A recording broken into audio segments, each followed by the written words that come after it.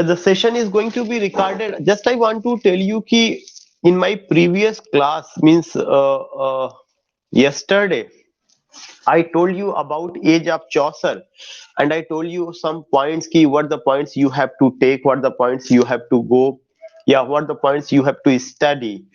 Then remember that I told you ki Chaucer is known as father of English poetry, and there are so many things which come, yeah, which begins with Chaucer. For example, I have gone with the concept of individual and type character. I also told you Chaucerian stanza. I said I will discuss with you heroic couplet and role of Chaucer, what type of role he played uh, in flourishing heroic couplet or in introducing heroic couplet. Second thing, I also told you ki I will go with the concept of individual and type character, irony and satire, why Chaucer is important, why Chaucer is called the representative poet of the middle age. All these things I have means I have to go. But remember that ki when I started my class yesterday in the evening, I just told you about ki what Chaucer did. Chaucer ultimately gave the concept of individual and type character. Chaucer is known as father of storytelling method. Yeah, he was the first storyteller in English poetry. I told you what is narrative technique, and I was discussing especially the concept of individual and type character. But remember that when I was discussing especially individual and type character, I just told you ki you can go with these points. Yeah, you have to go with these points. But let me know one point ki when I told you about ki individual and type character, I also told you ki you have to go with uh, E.M. Foster's aspects of the novel. वहां पर भी मैंने आपको बताया कि जो E M Forster है, E M Forster का एक जो किताब है aspects of the novel which published in 1927, उस किताब में you will come to know कि कैसे जो है राउंड और फ्लैट कैरेक्टर की बात की गई है।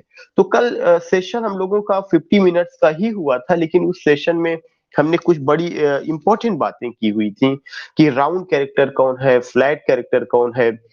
राउंड कैरेक्टर वह कैरेक्टर होता है जो एक तरह से कॉम्प्लेक्स होगा, जिसकी लाइफ में उतार चढ़ाव बहुत ज्यादा आता है, जो ड्रामा में शुरू से लेके अंत तक उसका नेचर हमेशा कॉम्प्लेक्स होगा। That's not easy to understand whether that is the part of drama और the novel. When you come to know about round character, आप देखते हैं कि they don't move around the single idea. कोई एक line ऐसी नहीं कि आपने लिख दिया और वो पर्याप्त हो गई और आप कहिए नहीं अब समझ में आ गया। No, not at all.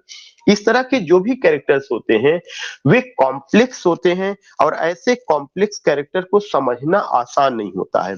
तो मैंने आपको एग्जांपल दिया कि ऐसे कोई भी कैरेक्टर, मैंने कहा हैमलेट जैसे एग्जांपल है तो वह जो है राउंड कैरेक्टर के हैं। लेकिन मैंने फिर एक और वर्ड यूज किया था कि flat character, and I told you कि जो फ्लैट कैरेक्टर है वह फ्लैट कैरेक्टर आप ये समझिए कि इजी कैरेक्टर होता है। फ्लैट कैरेक्टर को समझना आसान होता है, उनकी लाइफ में बहुत उतार चढ़ाव नहीं आता, वे शुरू से लेकर अंत तक एक जैसे ही बने रहेंगे। You will come to know, वे एक जैसे, उसमें बहुत ज्यादा उतार चढ़ाव नहीं आता, वे आपको एक जैसे ही नजर आते हैं। सो ये सारा का सारा पॉइंट्स है जो हमें ध्यान में रखना चाहिए, जो हमें समझने की कोशिश करना है कि क्या क्या बातें कल की क्लास में मैंने आपसे शेयर किया। मैं फिर से रिवीजन कर दूं, कल की क्लास में मैंने आपको सबसे पहला जो पॉइंट बताया था वह कौन सा पॉइंट बताया था? Story telling method.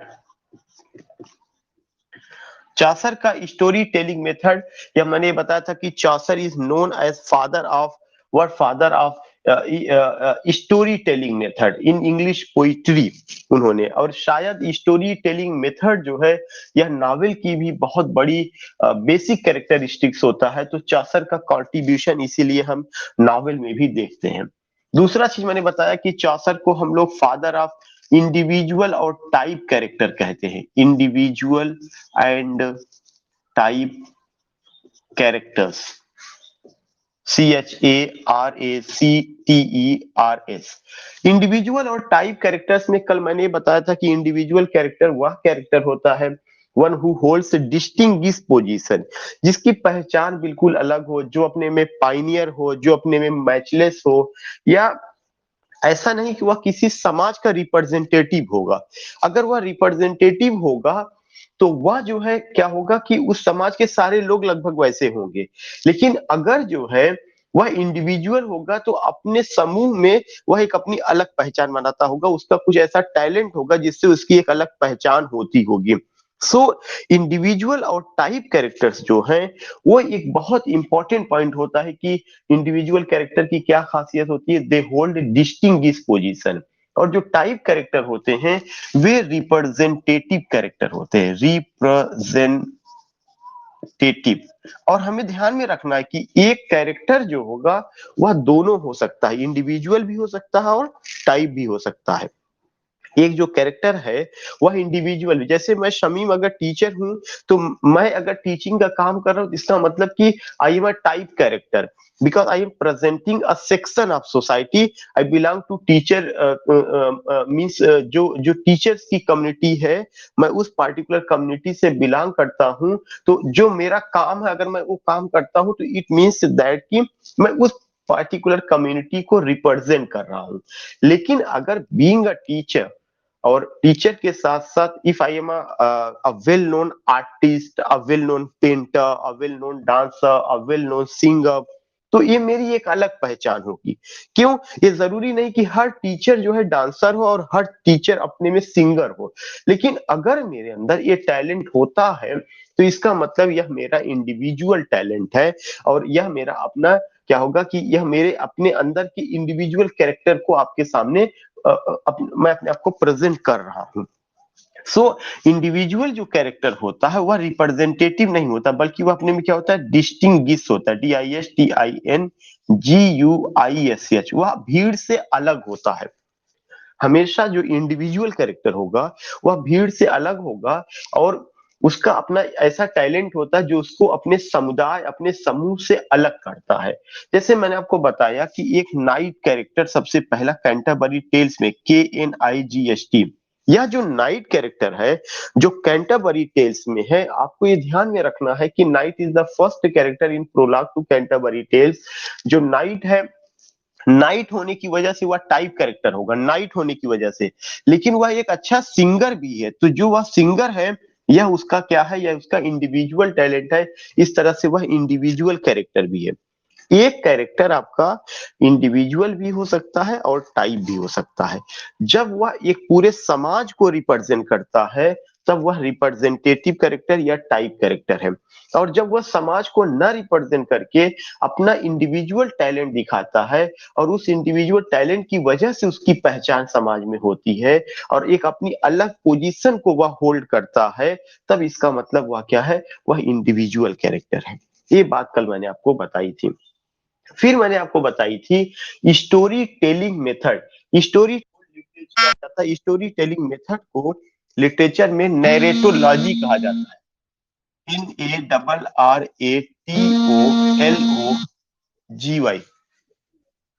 जी मैडम।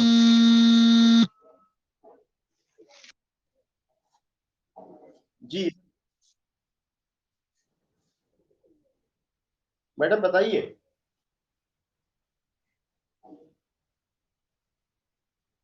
आवाज मेरी आपको नहीं जा रही क्या? Can anyone respond me?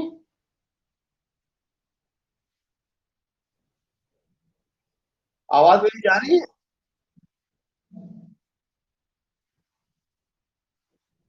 या someone was asking, I don't know कि whether सोनाली मैडम या someone was asking something।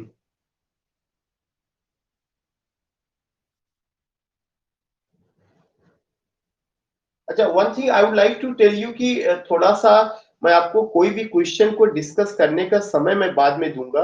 जब थोड़ी सी क्लास फ्लो में आया करे तो please give me some time कि मैं अपनी बात को रख लूं। कि अगर आप 20 सेशन में डिस्कस करेंगे तो शायद मैं जो है बहुत दिमाग बढ़ जाएगा, तो जो फ्लो है वो डिस्टर्ब हो जाएगा। तो it's my humble request to all of you कि I will give you time to discuss. जो भी आपकी दिक्कत होगी मैं जरूर आपको पूरा समझ लूँ, बस आप नोट करके रखिए। आई वॉज टेलिंग यू कि स्टोरी टेलिंग मेथड है, और यह जो स्टोरी टेलिंग मेथड है वह क्या है, नैरेटोलॉजी। और ये narratology, this is highly significant, this is highly important. Remember that कि when I talk about storytelling method, when I talk about narratology, what do you understand? Narratology, Narratology. Narratology, it's a word, and this particular word refers to what? It refers to storytelling method, कि हम किस तरह की कहानी को बयां कर रहे हैं, हम किस तरह की कहानी को रख रहे हैं, उसका तरीका बताने का क्या है। हमारी स्टोरी फर्स्ट पर्सन में जा रही है, सेकंड पर्सन में जा रही है, थर्ड पर्सन में जा रही है, what the art I have taken to tell the story. तो स्टोरी बताने की जो कला इंग्लिश लिटरेचर में डेवलप हुई है या जो आई हुई है, वह लाने वाले कौन आदमी थे, वह चौसर थे। चौसर के जमाने में वह आई हुई है। और जब स्टोरी बताई जाएगी तो उसमें कैरेक्टर्स भी आएगी, इसमें कोई दो राय नहीं है। और जब कैरेक्टर्स आए तो चौसर ने दो तरह के कैरेक्टर्स यूज किए हैं, इंडिविजुअल और टाइप कैरेक्टर। उन्होंने स्टोरी बताने की कला डेवलप की, और उन्होंने ये भी बताया कि कैरेक्टर्स हमारे दो तरह के होंगे, एक इंडिविजुअल होगा और एक टाइप होगा।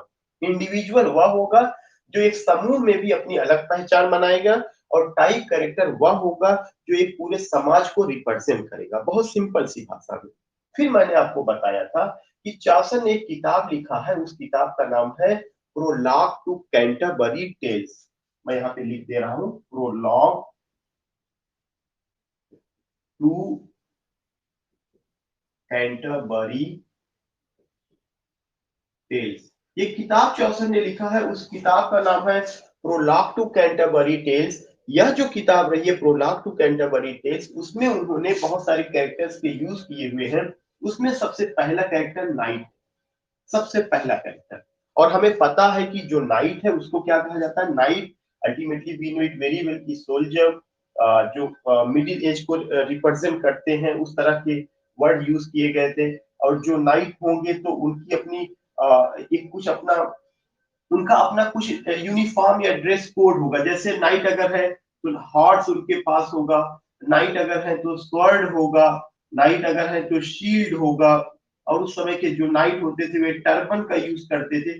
ये सारी बातें जो है क्या करते हैं, चौसर ने नाइट की क्वालिटी बताई है।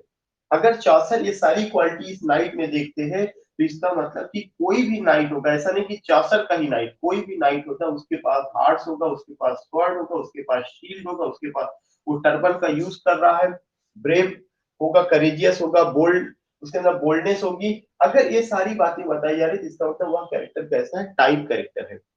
लेकिन अगर चौसर ये कहते हैं कि वह जो नाइट है वह एक अच्छा सिंगर है, तो इसका मतलब कि यह उस नाइट की एक अपनी अलग क्वालिटी है, यह उस नाइट की एक अपनी अलग क्वालिटी है। So what I want to tell you, what I want to say, आपको ये चीजें ध्यान में रखना है कि उनका सिंगिंग, यह उनका इंडिविजुअल टैलेंट है, उनका हार्स, उनका स्वर्ड, उनका शील्ड, उनका टर्बन, यह उनका जो है क्या है, यह एक उनको टाइप कैरेक्टर की कैटेगरी में ले जाता है। तीसरा चीज मैंने आपको बताया था कि जब चौसर आते हैं तो चौसर के का जो जमाना रहा है या जो चीजें रही हैं वह कॉम्प्लेक्स थी, that was not easy to understand, वह आसान नहीं था समझना। तो जो यह चौसर का जमाना था, उस चौसर के जमाने में you will come to know so many things, आपको बहुत सारी चीजें नजर आएंगी। उन्हीं में से एक चीज ये था कि चौसर ने अपने जमाने में रियलिटी तो पेश की है, लेकिन उन्होंने रियलिज्म को, इसीलिए उनको अगर हम ये कहते हैं कि उनको फादर ऑफ रियलिज्म भी हम कह सकते हैं। मैं यहाँ तीसरा पॉइंट लिख दे रहा हूँ कि फादर ऑफ रियलिज्म, वास्तविकता को लाने वाले आदमी, वास्तविकता की बात करते हैं, जो उन्होंने देखा उसको उन्होंने पेश किया। लेकिन चौसर का जो रियलिज्म रहा है उसमें आपको आयरनी देखने को मिलेगा, you will get what, you will get irony. Irony जो होता है उसमें रियलिटी पेश की जाती है, लेकिन फ्रॉम डिफरेंट पर्सपेक्टिव। इसमें डायरेक्ट बात ना कह के इनडायरेक्ट वे में कहा जाता है। तो चौसर को हम क्या कह सकते हैं कि father of realism, father of realism. उन्होंने वास्तविकतावाद जो है उस चीज को पोइट्री में लाए, और उसमें भी उन्होंने किसका यूज किया, आयरनी का यूज किया है। आयरनी मैंने आपको पहले बताया था, मैं यहाँ पे फिर से लिख दे रहा हूँ उसकी डिफिनीशन को, कि आयरनी जो होती है, it's a literary device which contains two meanings, meaning on surface and meaning under surface। यह एक लिटरेरी डिवाइस होती है जिसमें दो मीनिंग होती है, एक मीनिंग ऑन सरफेस होता है और एक मीनिंग अंडर सरफेस होता है। But meaning under surface is more important rather than meaning on surface. Let me erase, उसके बाद मैं आपको ये लिख करके बताता हूँ meaning on surface and meaning under surface. So you will come to know कि जो आयरनी है मैं उसको डिफाइन करना चाहता हूं।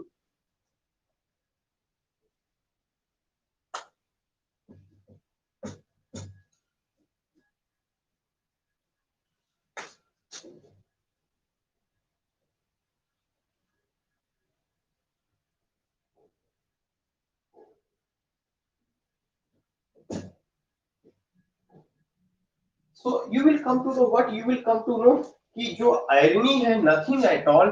आयरनी को आई एम राइटिंग हियर कि irony a literary device, you can write down this definition, a literary device which contains two meanings, a literary device which contains two meanings, उसके बाद colon meaning, meaning on surface and meaning under surface, under surface, but meaning under surface, but meaning under surface is more important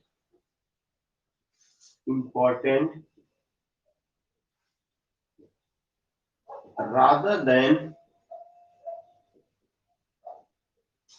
meaning on surface।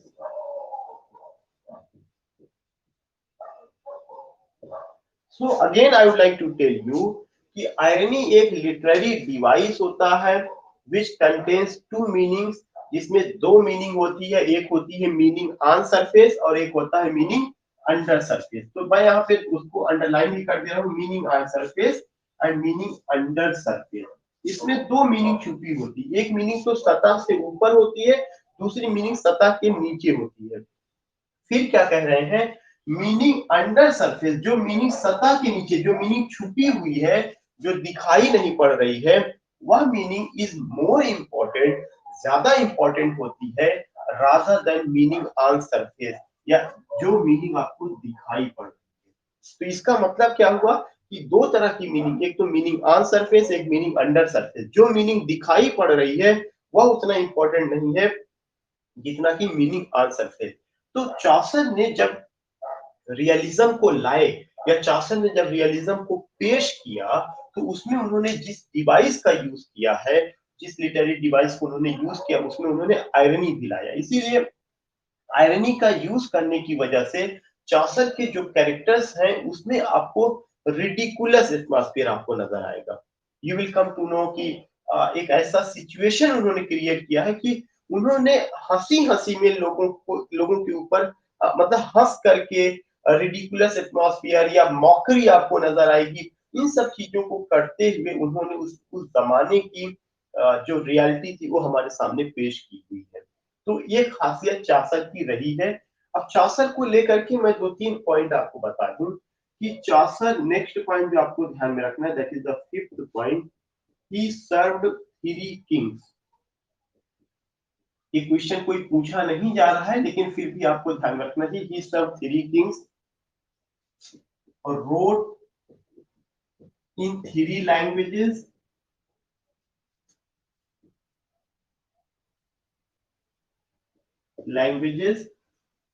French में उन्होंने लिखा, Latin में लिखा है and English में लिखा है। चासर ने 3 राजाओं की सेवा की है। चासर ने 3 भाषाओं में लिखा हुआ है और चासर को क्या कहा जाता है? फादर ऑफ इंग्लिश पोइट्री कहा जाता है। ये चीजें, चौसर का एक और पॉइंट था कि चौसर ने एक स्टैंजा इजाद किया जिससे हम क्या कहते हैं? चौसरियन स्टैंजा। ये मैं पहले भी पढ़ा चुका था, मैं यहाँ पर बात नहीं करूंगा बहुत ज्यादा, लेकिन बस आपको ये पता होना चाहिए कि चौसर ने एक स्टैंजा इजाद किया जिसका क्या नाम है? Chaucerian stanza. And this Chaucerian stanza means 7 lines stanza, 7 line का stanza. This Chaucerian stanza means 7 lines stanza, जो आपको ध्यान में रखना है। तो I am taking only those points which are significant from the perspective of TGT and PGT. It's not a class for UGC or NET, though it is helpful for those aspirants who are preparing for UGC or NET. But remember that if I take class for UGC or NET, then I have go in a very detailed way. But here, what I'm telling you, here I'm telling you कि चौसर ने क्या काम किया, हम क्यों याद करते हैं चौसर, चौसर को क्या जरूरत है हमें उनको याद करने के लिए। वी रिमेम्बर चौसर, क्योंकि चौसर की अपनी एक क्वालिटी है कि ही सर्व 3 किंग्स। उन्होंने 3 राजाओं की सेवा की, 3 लैंग्वेज में उन्होंने लिखा, फ्रेंच में भी लिखा है, लैटिन में भी लिखा, इंग्लिश में भी लिखा। उन्होंने जिस स्टैंजा का यूज किया उसको चौसरियन स्टैंजा कहा गया। यह 7 लाइन स्टैंजा था। उन्होंने आयरनी का यूज किया, सटायर का यूज किया। उनके अपने पोयम में स्टोरी टेलिंग मेथड है, इंडिविजुअल और टाइप कैरेक्टर्स है, नैरेटोलॉजी है, सो मेनी थिंग्स आप देखेंगे जो जो चौसर के जमाने से शुरू होती है। सो इतना तो उन्होंने किया, लेकिन let me explain one more point जो कि क्वेश्चन आपके लिए बहुत इंपॉर्टेंट है और कई बार आ चुका है। If you have any query, मैं आपको समय दूंगा, लेकिन मुझे लगता है कि पहले मैं चीजों को एक्सप्लेन कर लूं। आई will give you time, I will give you time.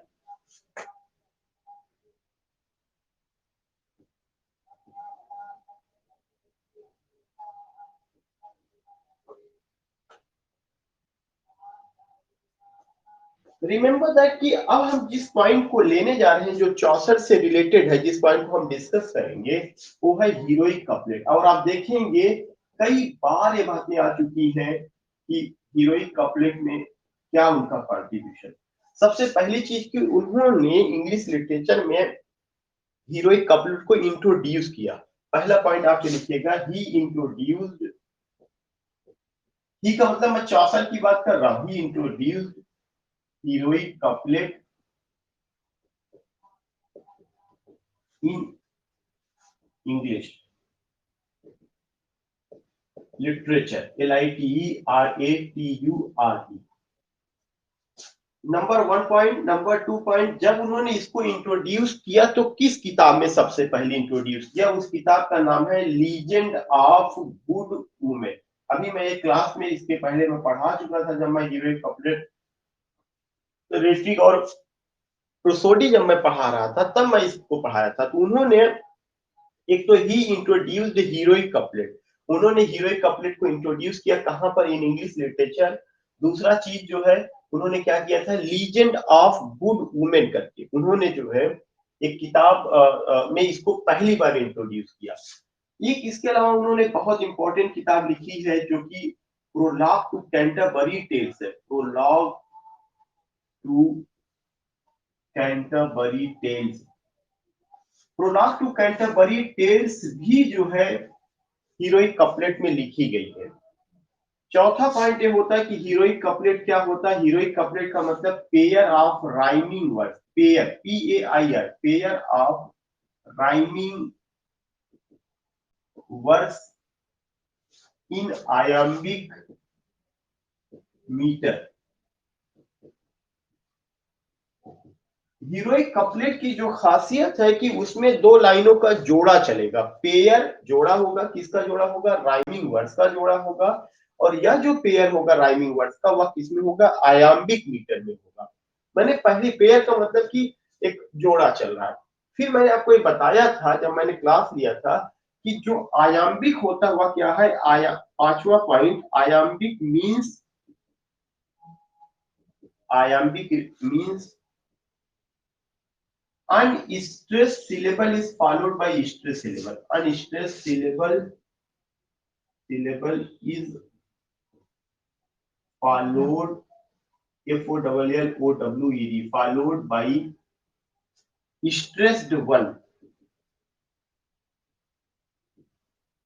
Unstressed syllable is followed by iambic means unstressed syllable is followed by stressed one. So what I want to say, what I want to tell you, ये इतना heroic couplet को लेकर के रहा है जो मैंने बताया। और अगर आपको याद होगा, इसके अलावा मैंने आपको ये भी बताया था, heroic couplet was made popular bye John Dryden, perfected by Alexander pope. ये भी पॉइंट आप यहाँ दोबारा लिख लीजिएगा। It was made popular by John Dryden and perfected by pope. Pope का मतलब अलेक्जेंडर पोप। ये 6 पॉइंट मैं अभी आपको बताए हूं, 2 पॉइंट हीरोइक कपलेट को लेकर के मैं आपको और लिखूंगा। Again I would like to repeat these points कि हीरोइक कपलेट जो रहा है ये किसके द्वारा इंट्रोड्यूस किया गया? चॉसर के द्वारा इंट्रोड्यूस किया गया। जब उन्होंने इसको इंट्रोड्यूस किया तो सबसे पहले किस किताब में इंट्रोड्यूस किया? लीजेंड ऑफ गुड वुमेन में इंट्रोड्यूस किया। जो दूसरा पॉइंट है, अंग्रेजी की जो किताब है, जो प्रोलॉग टू कैंटरबरी टेल्स है, जो उनकी बहुत ही इंपॉर्टेंट किताब है, जिस पर अभी मैं आपको 10 मिनट का स्पेशल टाइम दूंगा केवल यही डिस्कस करने के लिए। प्रोलॉग टू कैंटरबरी टेल्स भी जो है इसमें लिखी गई है, हीरोइक कपलेट में लिखी गई है। हीरोइक कपलेट की डिफिनीशन क्या होती है? चौथे पॉइंट में है उसकी डिफिनीशन कि यह जो होता है पेयर ऑफ राइमिंग वर्ड्स होता है, 2 लाइन का जोड़ा चलता है। और उसकी क्या डिफिनीशन है कि यह आयाम्बिक मीटर में होता है। अब आपके बहुत सारे लोग ऐसे होंगे जिनके लिए आयाम्बिक मीटर क्या है यह उनके लिए थोड़ा सा एक क्यूरियोसिटी होगी कि व्हाट इज आयाम्बिक पेंटामीटर। तो मैं पहले क्लास में रेट्रिक और प्रोसोडी इसीलिए मैंने पहले पढ़ाया था कि बार बार ये शब्द आएंगे जब मैं हिस्ट्री ऑफ इंग्लिश लिटरेचर पढ़ाऊंगा, राइटर पढ़ाऊंगा, बार बार ये आएगा कि आयाम्बिक मीटर है, ट्रॉकेइक मीटर है, एनापेस्टिक है, डैक्टिलिक है, तमाम मीटर होता है। लेकिन अब चूंकि इतना समय नहीं कब मैं मीटर की बात करूं, वो मेरा यूट्यूब पे वीडियो पूरा रेट्रिक और प्रोसोडी के नाम से पड़ा है, वहां पे कोई भी जाके समझ सकता है। दोबारा क्लास में मौका मिलेगा बताने का। तो यहाँ पे चूंकि आयाम्बिक आया था इसलिए मैंने डिस्कस कर दिया कि आयाम्बिक जो मीटर होता है, iambic means unstressed syllable is followed by stressed one. जो हमारा अनस्ट्रेस्ड सिलेबल है, अनस्ट्रेस्ड मतलब जिस पर हम दबाव नहीं डालते, बगैर दबाव डाले हुए उस सिलेबल को वह फॉलो किया जाता है। किसके द्वारा फॉलो किया जाता है? Stressed syllable. अब आपके सामने दो चीजें आती हैं, आपके दिमाग में आता होगा कि अनस्ट्रेस्ड सिलेबल क्या है और स्ट्रेस्ड सिलेबल क्या होता है। ये सब चीजें रेट्रिक और प्रोसोडी में विद एग्जांपल डिस्कस किया गया है। उसके बाद जो है ये कि ये जो पॉइंट है कि हीरोइक कपलेट, इसको सबसे ये भी क्वेश्चन पूछा जाता है कि हीरोइक कपलेट को पॉपुलर किसने बनाया? जॉन डाइटन ने बनाया। परफेक्ट किसने बनाया? अलेक्जेंडर पोप ने बनाया। सो इतना पॉइंट है। 2 पॉइंट में और हीरोइक कपलेट से रिलेटेड यहीं पर डिस्कस करूंगा। Should I erase it? Can you tell me? Anyone? Only one person, only one. Sonali ji? या ओके, ठीक।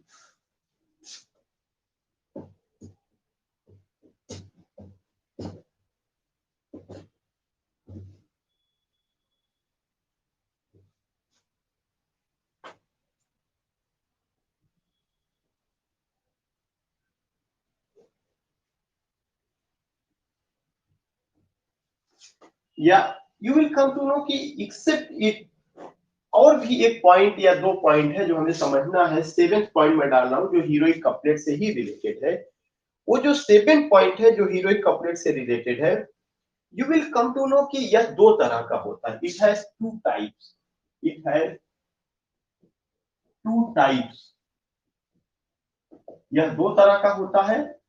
एक तो होता है closed heroic couplet, CLOSED, closed heroic couplet, COUPLET। और दूसरा होता है run on heroic couplet, COUPLET। LET, closed heroic couplet और रन ऑन हीरोइक कपलेट। आपको ये ध्यान में रखना है कि जब आप क्लोज्ड हीरोइक कपलेट और रन ऑन हीरोइक कपलेट की बात करते हैं तो क्लोज का मतलब होता है बंद हो जाना, मतलब दो लाइन के बाद इसमें फुल स्टॉप आता है। यही इसकी पहचान है कि क्लोज्ड हीरोइक कपलेट में हर दो लाइन के बाद फुल स्टॉप आएगा।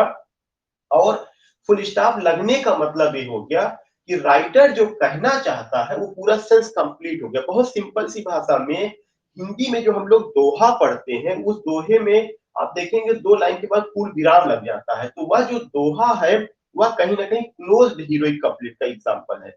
तो अगर कोई ऐसा चीज आप देखते हैं कि दो लाइन के बाद फुल स्टॉप होता है या दो लाइन के बाद वहां पर पूर्ण विराम आ जाता है और वो आयाम्बिक मीटर में ही है, हीरोइक कपलेट को लेकर के बात चल रही है, तो ऐसे हीरोइक कपलेट को हम क्या कहते हैं? Closed heroic couplet. It means that in closed heroic couplet what the writer wants to say, what the writer wants to share, that is going to complete, the sense is going to complete within two lines। मैं इसकी definition भी लिख दे रहा हूं ताकि आपको ये ना हो। क्लोज्ड हीरोइक कपलेट में क्या होता है? The sense is going to complete, the sense completes within two lines, two verse line. Poetry की लाइन को वर्स लाइन कहा जाता है। दो लाइंस में ही पूरा सेंस कंप्लीट होता है। The sense completes within two verse line, number one point. जब दो लाइन में सेंस कंप्लीट हो जाता है तो you will find what, you will find it ends with, it ends with the punctuation mark punctuation, it ends with the punctuation mark और वह mark क्या होगा? Full stop. जहां पर दो लाइन के बाद फुल स्टॉप लग जा रहा है और अगर वह जो है आपका आयाम्बिक पेंटामीटर में है, वह क्या होगा? Closed heroic couplet. तो क्लोज्ड हीरोइक कपलेट में जब भी बात कही जाती है वहां पर आप देखेंगे कि दो लाइन में सेंस कंप्लीट हो जाता है और उस लाइन के लास्ट में क्या होता है? You will come to know, एक मार्क होता है जिसको हम क्या कहते हैं? फुल स्टॉप का यूज करते हैं। इसी के जस्ट अपोजिट आप कह सकते हैं कौन सा होता है? Run on heroic couplet, run on heroic couplet. Run on heroic couplet की जो खासियत है उसकी एक खासियत ये होती है कि इसमें सेंस को कंप्लीट करने में it takes more than two lines, it takes more than two lines to complete the sense. Sense को कंप्लीट करने में दो से अधिक लाइनें आएंगी, यानी फुल स्टॉप आपका हो सकता है दो पर हो सकता है, सॉरी नॉट टू पर, मोर देन टू लाइन, चार पर होगा, छह पे होगा, आठ पर होगा। जहां पर भी मोर देन टू लाइंस के बाद अगर फुल स्टॉप आता है जिसका मतलब वह रन ऑन, रन ऑन का मतलब यही हो गया जो जारी है। क्या चीज जारी है? उसका सेंस जो है दो लाइन से अधिक में जाकर के लग। तो इसी के साथ साथ एक और वर्ड होता है जो इससे जुड़ा हुआ है, इसे मैं पहले डिस्कस कर चुका हूं लेकिन आ रहा फिर भी डिस्कस करना होगा, सेजरा और पाज। जो ये सेजरा और पाज है यह कभी कभार जो है दो लाइनों के बीच में रुकने के लिए, थोड़ी देर के ठहरने के लिए सेजरा या पाज और स्टॉप, इसका कोई डिफिनीशन आपको नहीं लिखना है। ये वर्ड होता है जो पूछा जा चुका है, व्हाट इज सेजरा, व्हाट इज पाज, what is stop, you will get it in heroic couplet. और जब आप हीरोइक कपलेट को रिसाइट करते हैं, पढ़ते हैं, तो लाइनों के बीच में कहीं पर आपको ठहरने के लिए कहा जाता है। वह जो ठहराव होता है उसका मान क्या होता है? कामा। ये जो मैं ब्रेकेट में रख रहा हूँ ब्रेकेट मार्क नहीं है, ध्यान में रखिए। जैसे मैंने फुल स्टॉप यूज किया और ब्रेकेट में रखा तो ये ना सोचिएगा कि ब्रेकेट में क्यों, केवल ये आपको बताने के लिए कि ये मार्क है। तो कामा जो होगा वह क्या इंडिकेट करेगा? कामा का मतलब कि caesura are pause. I have defined these things in my previous lecture, again I defined because चौसठ का रिलेशन वहां पे था और आपको ध्यान में रखना चाहिए ये सारी बातें मैंने आपको पहले भी डिस्कस किया है रेट्रिक और प्रोसोडी वाले हिस्सा में। That video is also available on my channel and you will come to know कि यहाँ पर भी मैंने दोबारा रिपीट कर दिया है। एक और दो तीन इंपॉर्टेंट क्वेश्चन, इतनी बातें इसलिए हो रही है कि इससे कई क्वेश्चन को रिलेट करते हैं। सेजरा भी पूछा जा चुका है, क्लोज हीरोइक कपलेट क्या वो भी पूछा जा चुका है, ये सबको रिलेट करते हुए आते हैं। मैं एक पॉइंट दो पॉइंट और लिखना चाहता हूँ जो यहाँ पर बहुत जरूरी है।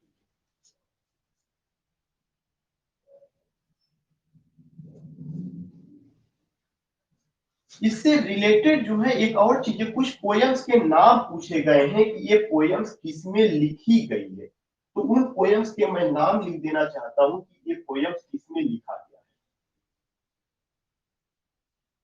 Just I want to write down some names.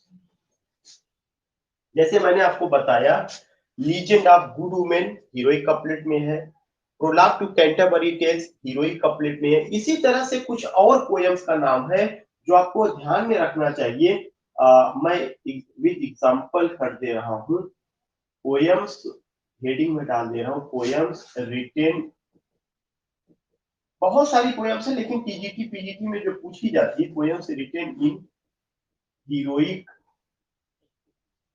Couplet, वो कौन कौन सी पोयम्स है जो हीरोइक कपलेट में लिखी गई है।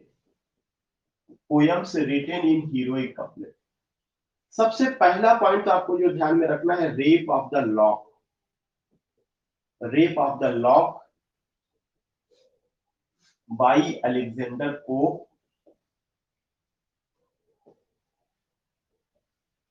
इसके अलावा अलेक्जेंडर पोप की कुछ और भी पोयम्स है, वो मैं लिख दे रहा हूं।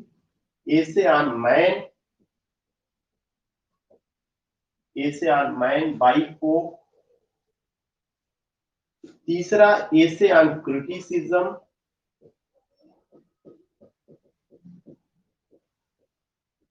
By Pope. पोप का मतलब अलेक्जेंडर पोप, आप अपना लिखते चलिएगा। इसके अलावा जो है epistle to doctor Arbuthnot, epistle to doctor Arbuthnot, ARBUTHNOT Arbuthnot by Pope. ये पोप की पोयम्स हैं जो आपको ध्यान में रखना है। Number one, rape of the lock by Alexander Pope. Number two, essay on man by Pope. Number third, essay on criticism by Pope. Number fourth, epistle to doctor Arbuthnot by Pope. Next point I want to tell you कि except these poems, पांचवें number पे मैं लिख रहा हूं, that is Absalom and Achitophel, ACHITOPHEL by John Dryden, by John Dryden. Absalom and Achitophel by John Dryden, ये भी किसमें है, हीरोइक कपलेट में है। कुछ और पोयम्स के नाम जो हम सबको पता होना चाहिए, जो मैं लिखने जा रहे हैं, बहुत इंपॉर्टेंट है। Elegy written in a country churchyard, heroic couplet. Elegy written in a country churchyard, in elegy written in a country churchyard by, elegy written in a country churchyard by Thomas Gray, Thomas GRAY, by Thomas Gray. इसके अलावा seventh है my last, LAST, my last duchess, DUCHESS। अभी हाल ही में मैंने पढ़ाया था जब मैं ड्रामेटिक मोनोलॉग पढ़ा रहा था, माई last duchess by Robert browning. इतना मैंने आपको बताया, लेकिन इतना बताने का मतलब ये नहीं है कि बस इतना ही लिखा गया, बहुत सारी और चीजें लिखी गई हैं। जब भी आप पाइए तो उसके आगे अगर आप नोट करना चाहें तो नोट कर, लेकिन ये सब इंपॉर्टेंट पोएम्स है जो हर आदमी को ये पता होना चाहिए कि ये हीरोइक कपलेट में लिखी गई। अब आप सोचिए कि मैं हिस्ट्री आपको क्यों इतना पढ़ा रहा हूँ। आप कहेंगे sir rape of the lock तो मेरे यहाँ सिलेबस में नहीं है, फिर भी आप बता रहे हैं। Rape of the lock syllabus में नहीं है, लेकिन फॉर्म्स ऑफ पोइट्री है, रेटरिक और प्रोसोडी है। और जब आप हीरोइक कपलेट की बात करेंगे तो आपको ये पता होना चाहिए कि ये इंपॉर्टेंट चीजें हैं और ये चीजें यहाँ पे लिखी गई हैं। अगर आप नहीं करते हैं तो ये आपकी, आप इसको मिस कर रहे हैं, या अगर आपको कोई बताता नहीं तो वह भी मिस कर रहा है। इसलिए इसका को रिलेशन कैसे है, आप ये सोचिए कि मैं पिछले 2 दिनों से केवल मैं चौसर पे लेक्चर दे रहा हूँ, लेकिन चौसर आपके यहाँ सिलेबस में नहीं, but how Chaucer is ultimately, why Chaucer is important from the perspective of TGT PGT, क्योंकि जो एक राइटर होता है उसका कंट्रीब्यूशन होता है, और उसके कंट्रीब्यूशन को आपको समझना जरूरी कि उसने क्या कंट्रीब्यूशन दिया। आपने बात केवल किसकी की कि हीरोइक कपलेट का उनका कंट्रीब्यूशन रहा, लेकिन मैंने एक ही जगह पूरी हीरोइक कपलेट की हिस्ट्री आपके सामने लाके रख दी है कि अगर आप एक बार हीरोइक कपलेट को खोलें या चौसर को खोलें कि चौसर का कंट्रीब्यूशन हीरोइक कपलेट में क्या रहा है, तो सारे क्वेश्चंस आपको हीरोइक कपलेट से रिलेटेड एक जगह मिल जाए। You don't need to turn your pages again and again, इसकी जरूरत ना होगा आपको बार बार टर्न करना पड़ा।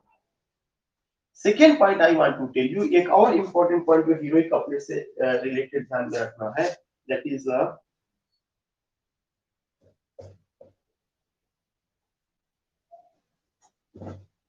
दैट इज कि हीरोइक कपलेट किस किस एज में आइडियल मीटर था, ये चीज बहुत जानना जरूरी है।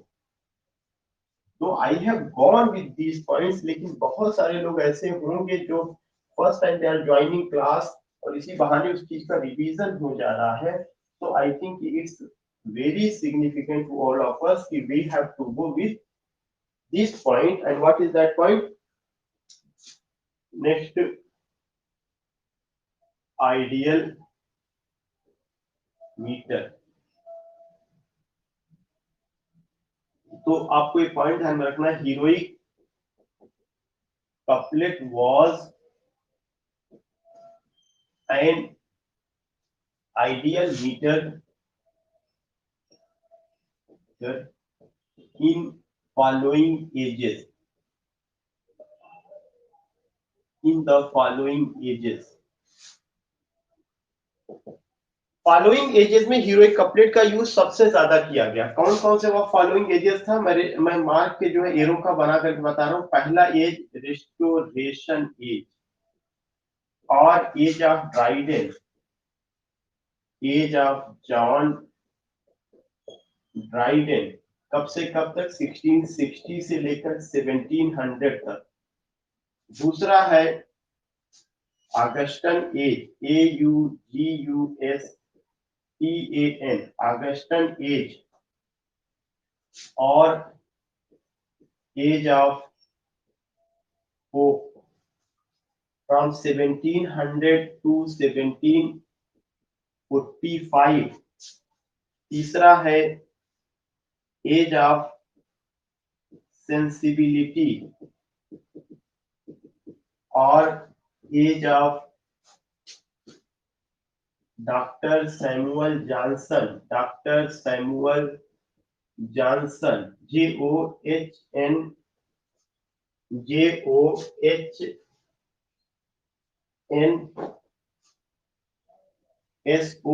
डॉक्टर सैमुअल जॉनसन फ्रॉम 1745 से 1785। इन तीनों एजेस में हीरोइक कपलेट अपने, अगर मैं वर्ड यूज करूं कि उरूज पर, अपने सबाब पर था, क्लाइमैक्स पर था, बहुत ज्यादा उसका यूज किया गया, करेक्टनेस था, तमाम तमाम बातों को लेकर के यहाँ पे किया गया था। तो अभी तक की क्लास में मैंने आपको ये बताया चौसर का जो contribution, heroic couplet plus heroic couplet की पूरी हिस्ट्री मैंने एक जगह ला के रख दी। दूसरा पॉइंट मैंने आपको ये बताया कि इसके अलावा चौसर का फादर ऑफ नैरेटिव टेक्निक, फिर मैंने बताया नैरेटोलॉजी क्या होता है। नैरेटोलॉजी आर्ट ऑफ टेलिंग स्टोरी है। चौसर ने किस तरह के कैरेक्टर यूज किए हैं, इंडिविजुअल और टाइप कैरेक्टर्स। फिर मैंने बताया कि चौसर रोट इनटू 3 लैंग्वेजेस, चौसर सर्व 3 किंग्स, तमाम तमाम बातें मैंने आपको बताई है। 2 डेट मैं आपसे और शेयर करना चाहूंगा जो बहुत ज्यादा जरूरी है, हम सारे लोगों को उसको वाकिफ होना चाहिए, जो चौसर के समय ही घटित हुआ है। तो like to share it here.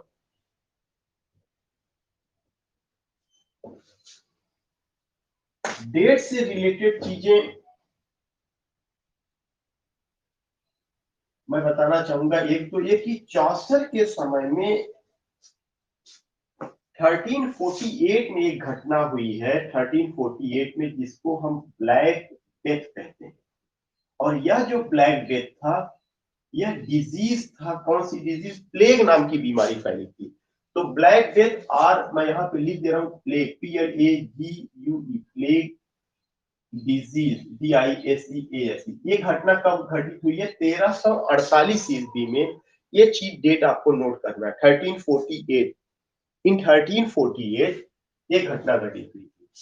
उसके बाद एक घटना घटित और होती 1381 ईस्वी में, किसानों का विद्रोह होता है, peasant revolt, PEASANT, peasant revolt, जो हमें ध्यान में रखना, पीजेंट रिवोल्ट।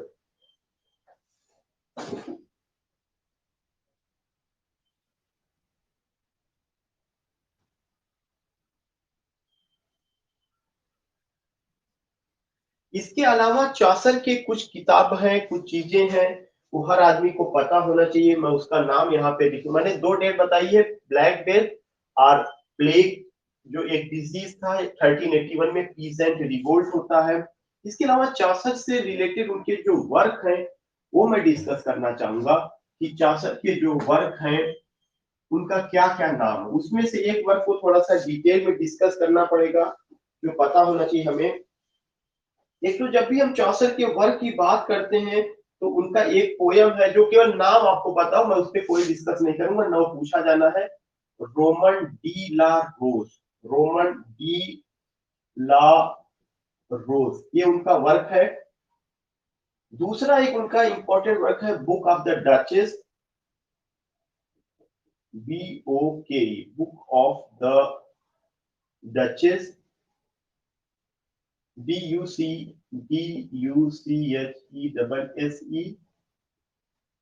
तीसरा उनका वर्क है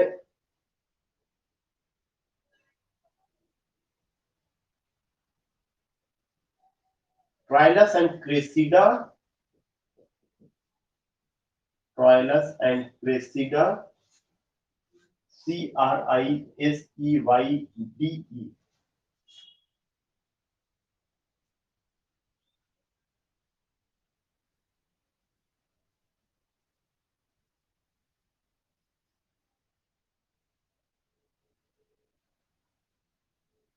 और आपको याद होगा कि ये जो ट्राइलस और क्रेसिडा है, बाद में एक शेक्सपियर का भी वर्क उससे निकल करके आता है, तो वो इन्फ्लुएंस वहां पर आपको देखने को मिलेगा। तो नाम आप सुनिएगा, ये सब पोयम की मैं बात बता रहा हूँ। चौसर का जो कंट्रीब्यूशन है एज अ पोएट है, तो ये सब पोयम के रूप में है। और ट्राइलस और क्रेसिडा का रिलेशन शेक्सपियर से भी होगा, वहां पर भी हमें ध्यान में रखना है। इसके अलावा जो है house of fame, the house of fame,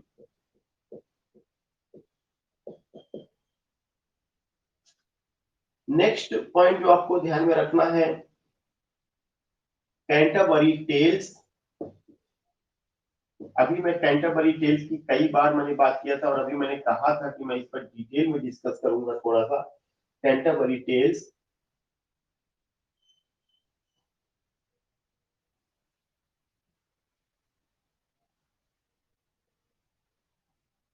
next है the parliament of fowls, parliament of foul, FOWLS।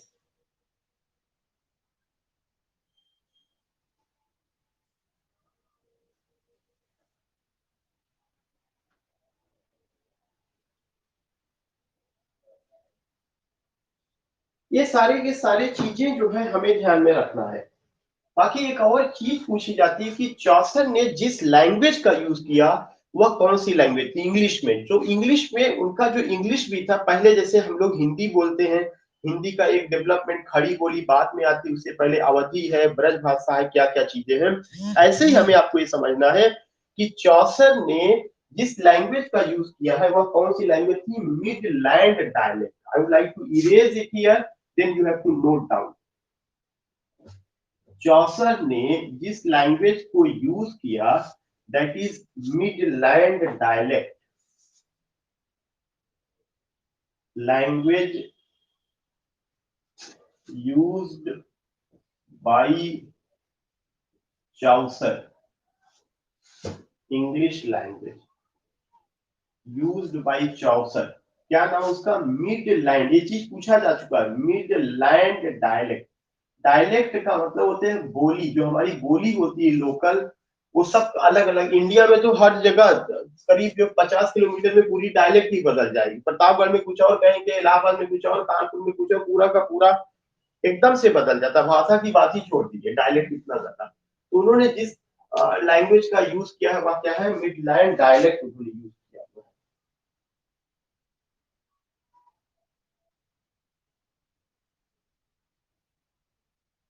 कुछ और चीजें आपको मैं यहीं पर डिस्कस करूंगा। इसके अलावा एक और शब्द है जिसका नाम है ऑक्टोसिलेबिक कपलेट। ऑक्टोसिलेबिक कपलेट। रिमेंबर दैट कि जो ऑक्टोसिलेबिक कपलेट है, 8 लाइन्स स्टैंजा इन आयाम्बिक पेंटामीटर। 8 लाइन्स, 8 लाइन का स्टैंजा इन आयाम्बिक पेंटामीटर। 8 लाइन्स स्टैंजा इन आयाम्बिक पेंटामीटर।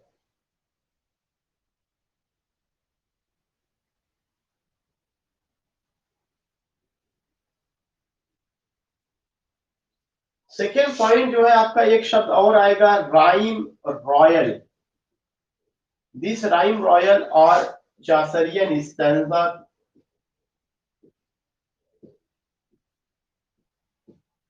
Stanza 7 lines stanza. आपको ये सारे नाम सुने रहने, यही सारे शब्द हैं जो लिटरेरी टर्म में भी आपको मिलेगा, यही सारे शब्द हैं जो आपको हिस्ट्री से भी वहां पे कोरिलेट है। तो ऑक्टोसिलेबिक कपलेट, 8 लाइन्स स्टैंजा होता था। ऑक्टोसिलेबिक कपलेट इसमें होता था इन आयाम्बिक पेंटामीटर। उसके बाद राइम रॉयल और चासरियन स्टैंजा, ये आपका क्या था, 7 लाइन्स स्टैंजा।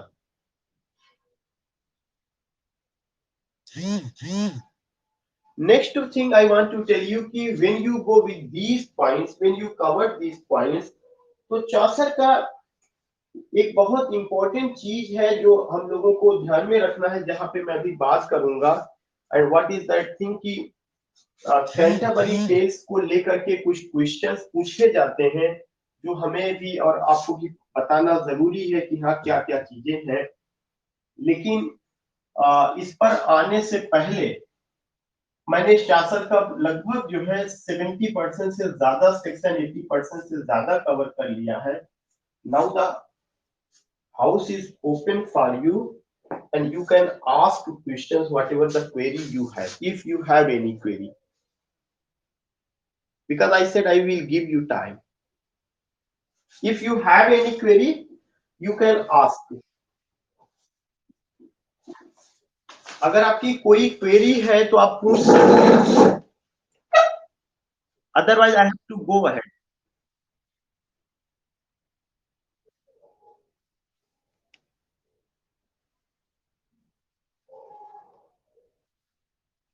या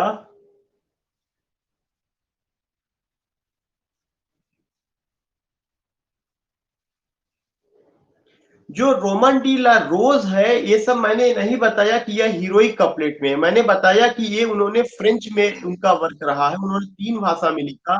मैंने आपके सारे के सारी चीजों को ये कहा कि ये चौसर के वर्क हैं जो आपको ध्यान में होना चाहिए। मैंने वहां पे नहीं बताया कि यह हीरोइक कपलेट में, या हीरोइक कपलेट के लिए मैंने केवल 2 शब्द यूज किया हुआ है। वह कौन सा शब्द यूज किया हुआ है, वह आपका जो है क्या कहते हैं कि लीजेंड ऑफ गुड वुमेन है, दूसरा कैंटरबरी टेल्स है। रोमन डी ला रोज उससे पहले आ चुका है। चासन ने जब जो है पहली बार लीजेंड ऑफ गुड वुमेन में हीरोइक कपलेट का यूज किया, उससे पहले रोमन डी ला रोज को यू विल फाइंड वह फ्रेंच में लिखा गया, तमाम भाषाओं में लिखा गया। अब जो फ्रेंच में उन्होंने लिखा है वो उन्होंने किस में लिखा, he has written it in heroic couplet और in what way, we don't know, चूंकि वह फ्रेंच में है। लेकिन चूंकि वह उनके वर्क का नाम है, इसलिए हमें ये पता है कि हाँ वो चीज रही है।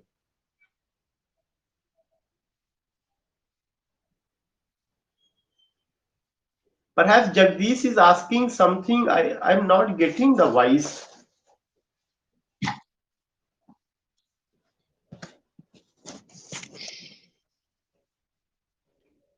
गुड मॉर्निंग जगदीश जी, जी जी गुड मॉर्निंग।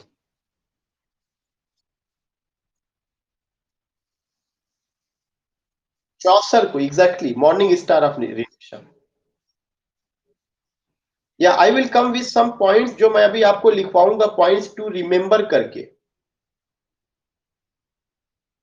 आई थिंक आपके पास कोई, या Shilpi ji, good morning.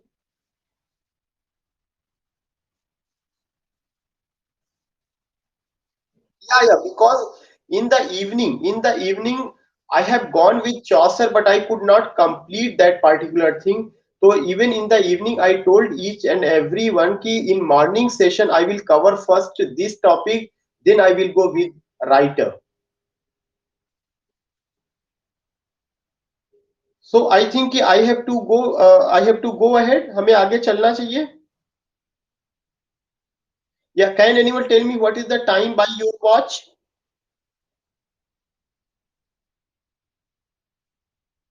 9 o'clock. I will take only 10 minutes, 10 minutes में मैं चासर कंप्लीट कर दूंगा, तो give me time, give me 10 minutes only, give me 10 minutes.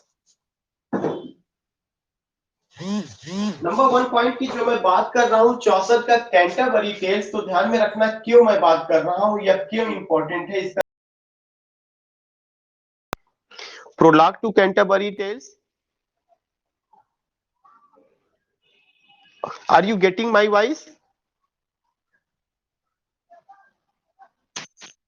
Yeah, okay, thank you.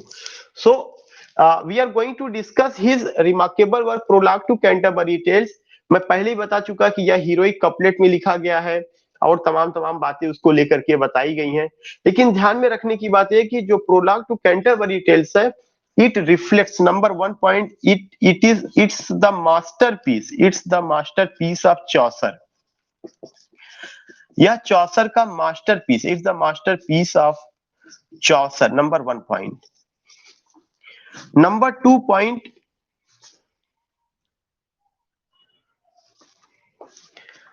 there are 30 characters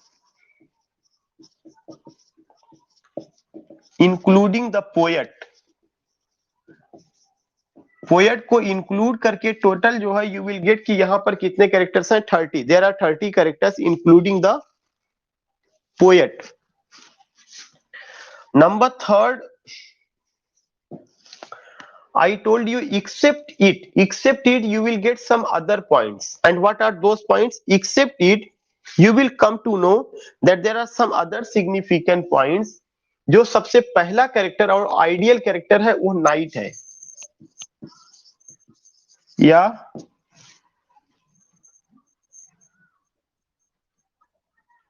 किसमें?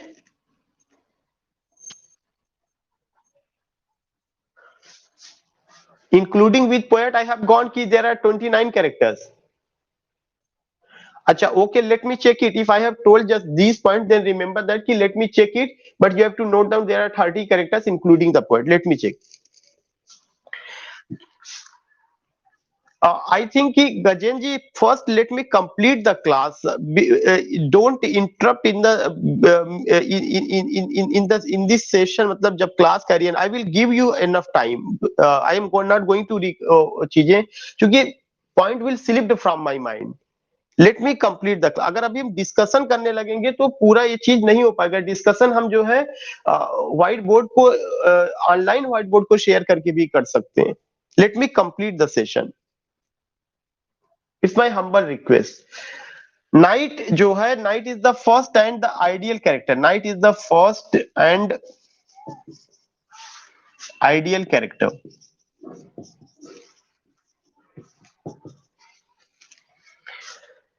Third point, it begins with the line,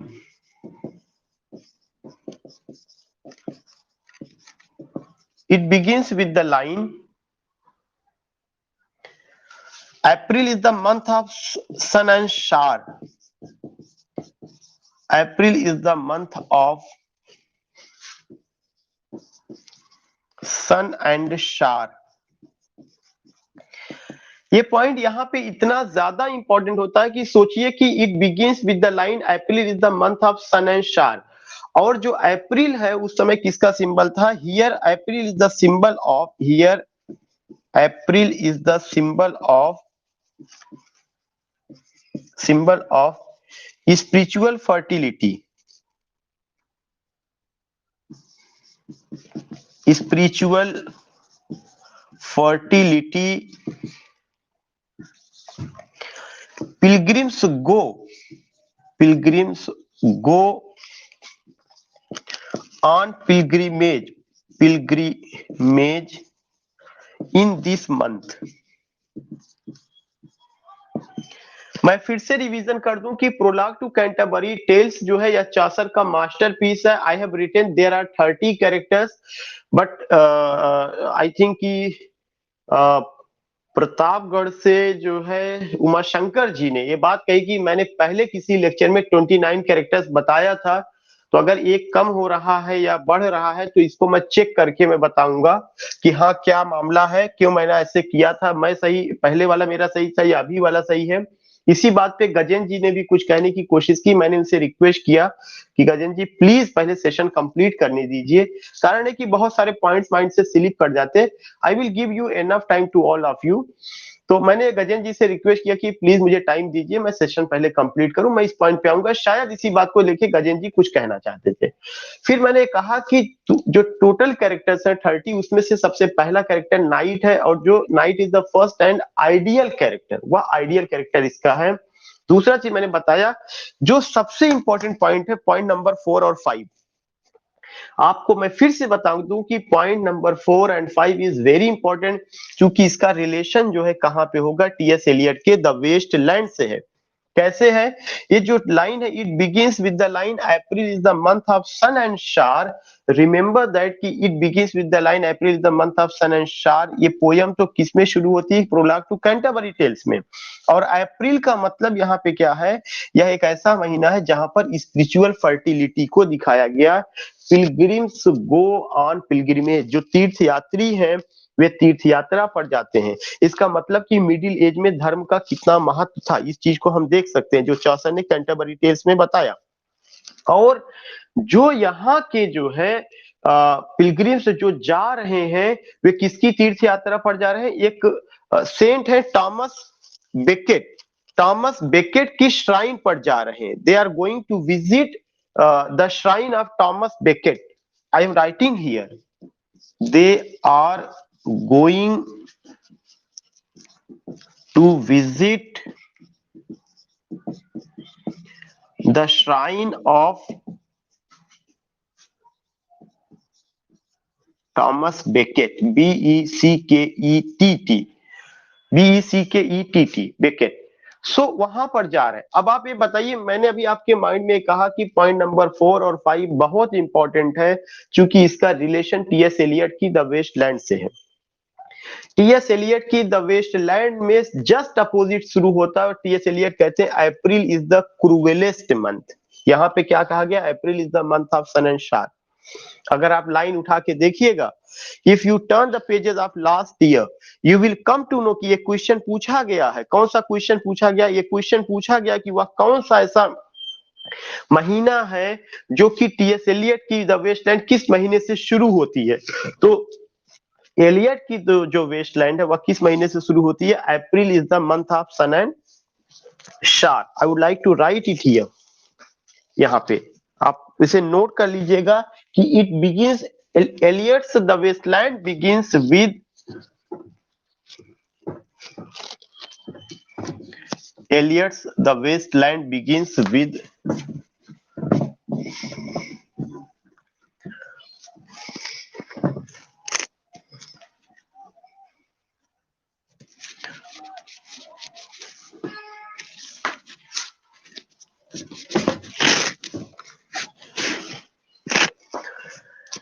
अब आप यहाँ पे डालिएगा पॉइंट टू बी रिमेंबर. कई पॉइंट आएगा जो आपको रिमेंबर करने के लिए ध्यान में रखना है. Point to be remember. Number 1, TS Eliot's the Waste Land, the wasteland 1922 begins with the verse line April is the cruelest month. April is the CRUELLEST cruelest month. TS Eliot का जो पोयम है वह जो शुरू होता है वैसे शुरू होता है कि अप्रैल इज द क्रूएलेस्ट मंथ, यहां से शुरू हो रहा है। वहां पे क्या था, April is the month of sun and shower. वहां पे जो अप्रैल था वो सिंबल था स्पिरिचुअल फर्टिलिटी का। यहाँ जो अप्रैल है ये सिंबल है स्पिरिचुअल डाउनफॉल का, स्पिरिचुअल डाउनफॉल का। तो यहाँ पे मैं लिख दे रहा हूं दूसरा पॉइंट में, here April is the symbol of spiritual downfall. Here April is the symbol of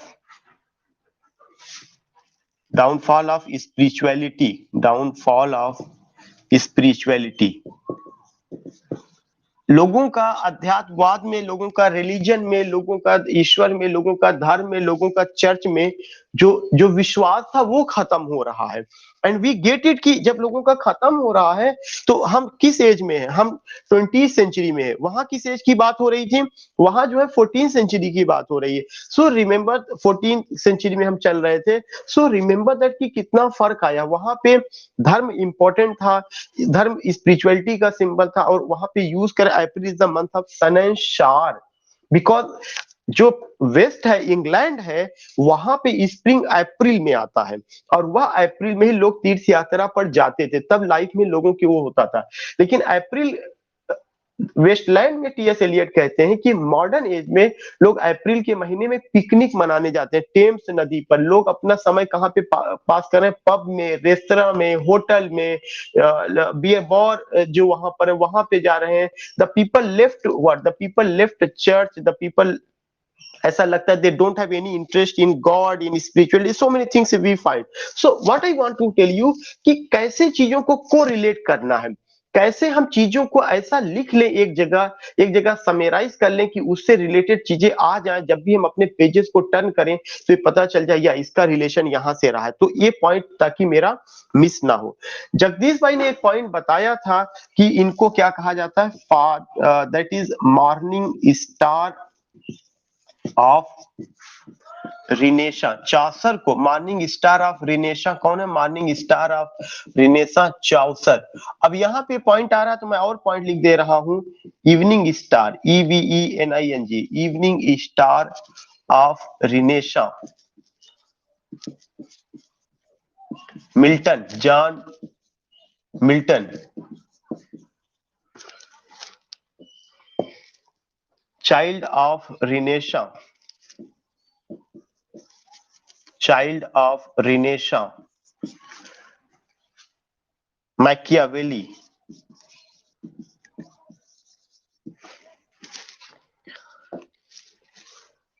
morning star of Reformation, morning star of या हेलो, या देवेश जी, या मैकियावेली फिलोसोफर है, he was a political thinker. या morning star of Reformation, morning star of Reformation, John Wycliffe, WYCLIFFE। अगर नीचे point आपको दिखाई पड़ा तो मैं लिखूं, नहीं तो मैं रोक दूं।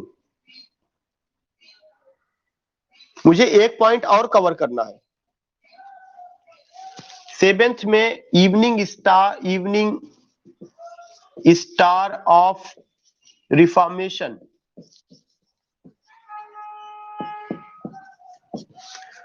John Bunyan.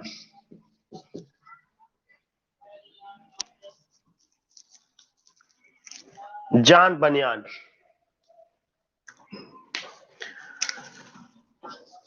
First humanist,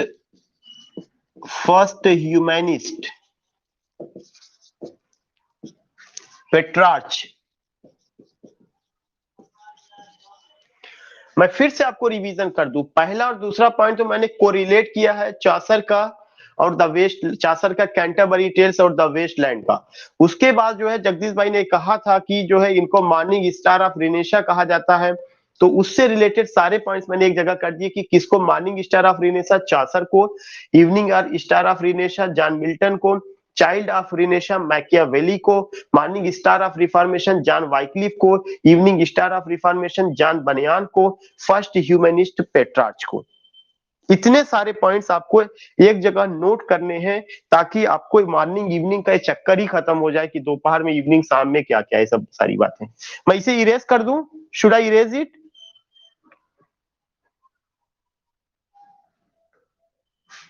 one, या if you give me time only 2 minutes, तो मैं 2 मिनट आपका और समय लूंगा। मैं जान रहा हूं आपका भी समय कीमती है, आप लोगों को स्कूल और कॉलेज, लेकिन but today Sunday. Okay, okay, today Sunday actually मुझे कॉलेज जाना है ना, आज मुझे बहुत जरूरी है कॉलेज जाना। तो इस वजह से मैं जो है माइंड मेकअप ये किया था, शायद सबको जाना होगा, बट आप कोई बात नहीं है। तो मैं 2 पॉइंट और डिस्कस करूंगा आपसे, 2 or 3 points I will take. और उसमें मुझे एक पॉइंट आपसे ये डिस्कस करना है कि जब आपने इतना लिया कि ह्यूमनिस्ट है और और इसके अलावा सब कुछ हमें पता हो गया कि मॉर्निंग है, evening star, all these things we go. तो चासर को एक जो वर्ड आता है कि फादर ऑफ इंग्लिश पोइट्री किसने कहा, ये भी पॉइंट रिमेंबर करने वाला बात है। मतलब 9वां पॉइंट आएगा, Matthew Arnold. Matthew Arnold called Chaucer father of English poetry. Father of English poetry. Matthew Arnold ने चौसर को फादर ऑफ इंग्लिश पोइट्री कहा है।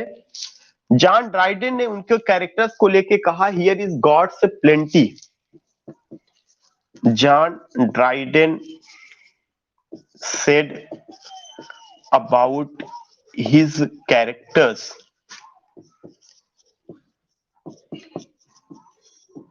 here is God's plenty.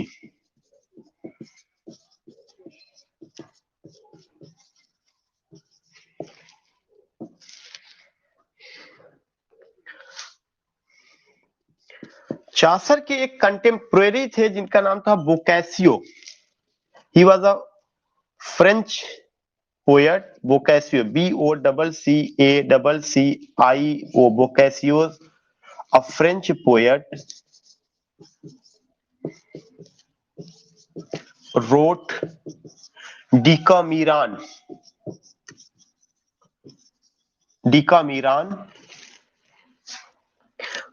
a romance which laid down the foundation of the novel.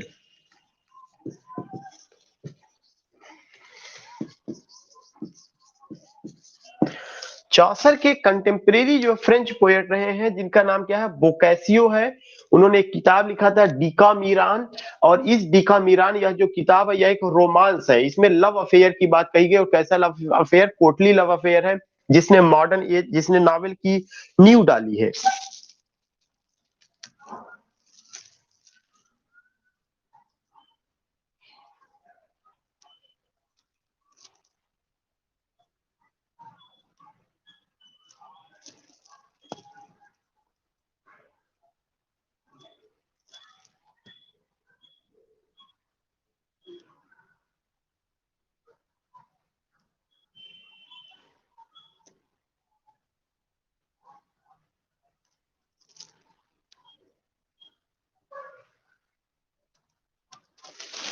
अच्छा, दूसरा चीज मैं आपसे ये बात करना चाहता हूं, अर्नोल्ड ने एक और बात कही है, there is no seriousness in the work of Chaucer. There is no seriousness, SERIOUS, there is no seriousness in the work of Chaucer. Chaucer के वर्क में कहीं पे कोई गंभीरता नहीं है। It was said by whom? Matthew Arnold. Matthew Arnold, मैंने पहले ही बता दिया, उन्होंने आयरनी का यूज किया है, सटायर का यूज किया है। There is no seriousness in the work of Chaucer. It was said by whom? It was said by Matthew Arnold.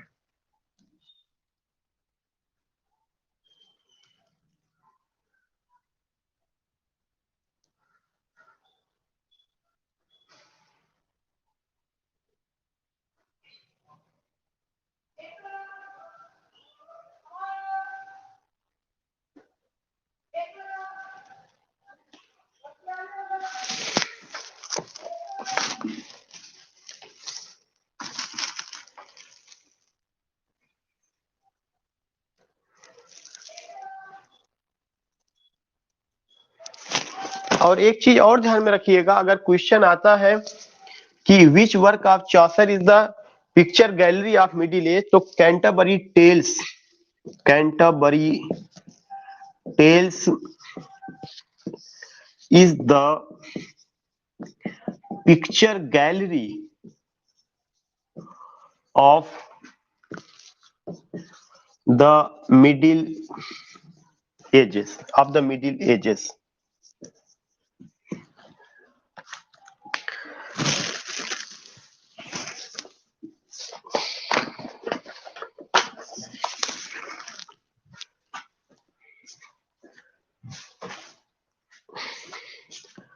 Now let me know ki how much time we have, because I have to leave session anyhow at 9:20. So can you tell me how much time we have? Oh my God, 9:25. So now it's time to leave the session. And sorry, I feel regret. I can't discuss. I can't take any question except Gajendra ji. अगर जो है गजेंद्र जी का जो question था, मैं जानना चाहता हूँ कि what he was asking, because मैंने उन्हें रोका था, तो मैं केवल उनके क्वेश्चंस के अलावा किसी का मैं ले नहीं पाऊंगा. I have to leave this session very soon. So Gajendra ji, just I want to know कि व्हाट यू वर सेइंग, आप क्या कहना चाहते थे, आप क्या कह रहे थे. मैं बिल्कुल यहाँ पर हूँ. या what you were saying. Gajendra ji, are you getting my voice?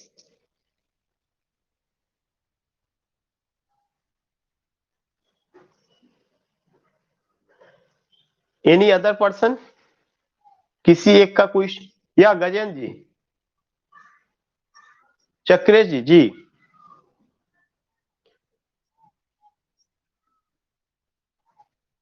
हाँ, इफ यू गो विथ कि विलियम जे लॉन्ग में चाइल्ड ऑफ रिनेशा मिल्टन की बात कर रही है, तो आई डोंट नो कि ये किस आधार पे कहा जा रहा है. कारण ये है कि you will come to know कि जो मिल्टन है, मिल्टन को हमेशा इवनिंग स्टार ऑफ रिनेशा कहा जाता है. उसके पीछे का लॉजिक ये है कि उन्हीं के साथ ही रिनेशा खत्म हो जाता है. और जो चाइल्ड होता है, चाइल्ड का मतलब ये होता है कि जब रिनेशा की शुरुआत हुई थी, तो अगर किसी को आप मॉर्निंग कहेंगे, तो फिर रिनेशा अपनी ऊंचाई पर जा रहा है, फिर उसके बाद उसका उरूस के बाद उसका खात्मा हो रहा है. किसी चीज का 3 चरण होता है.